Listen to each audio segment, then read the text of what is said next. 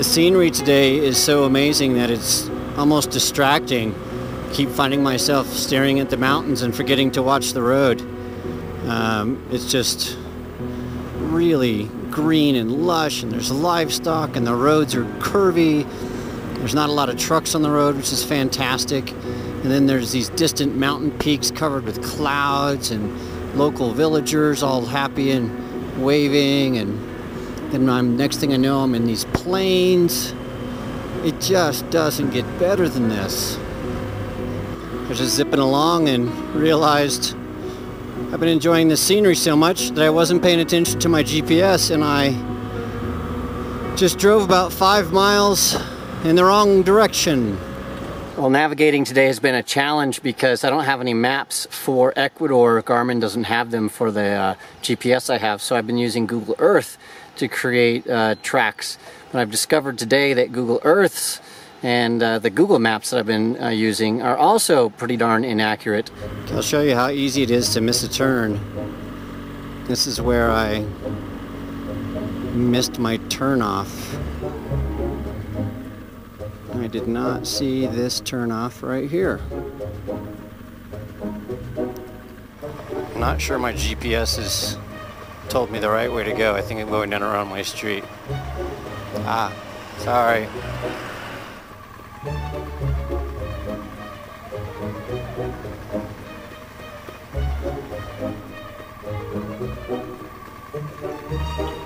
I wonder which way I should go.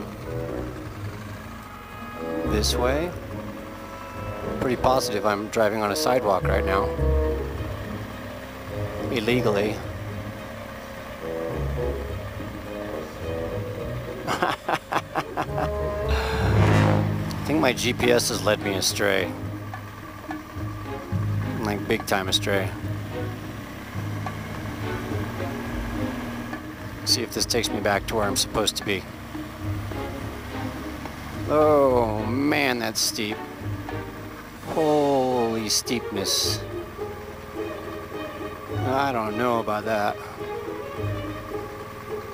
Okay.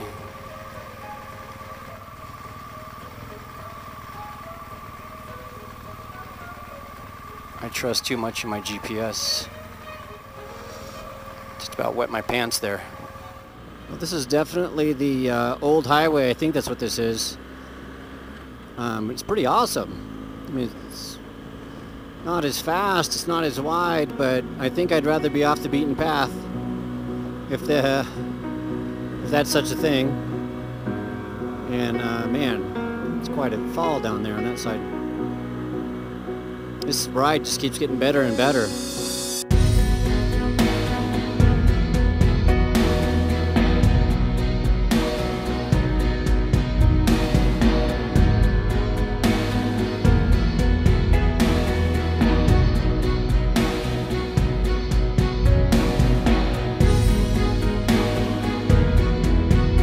Roads here are a little bit deteriorated. Have to put the bike in enduro mode here in a second. I've been driving down this road and it's pretty amazing, but there are some extremely steep, twisty hairpins. Well, my ride continues to be pretty awesome, but now it looks like it's gonna rain, which I don't want it to rain. I like the dry roads.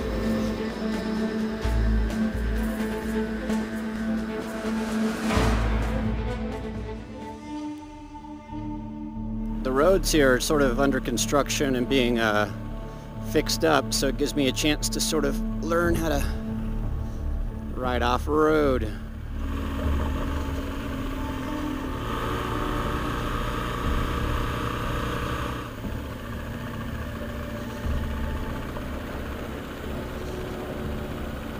It's quite the adventurous road here.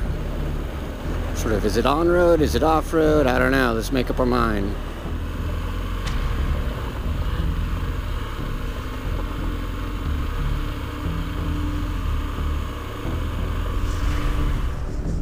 So now you can see that we're transitioning into this really arid land where it's just lots of rocks and dirt. There's no green anymore, and that's sort of what northern Peru is like. Just very, very barren like that. And so I'm sorry I'm having to keep the bike from crashing into these holes. But yeah, so from here through most of northern Peru, it's going to be brown and just no vegetation at all. It's just sort of weird. We went from that green, lush Colombia to green northern Ecuador to blam, desert, and it just looks like something out of, you know, the Sand People in Star Wars.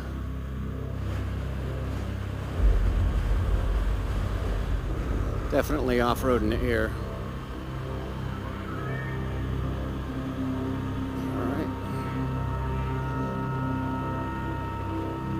They're working on that tunnel over there.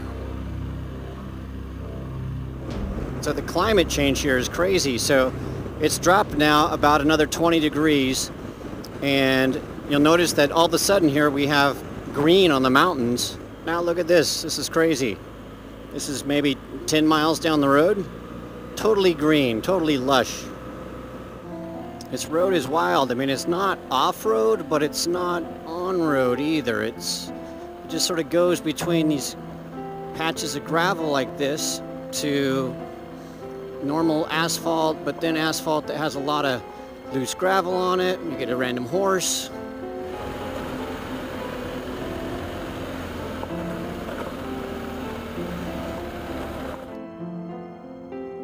I am leaving the aduana, the customs station from Peru.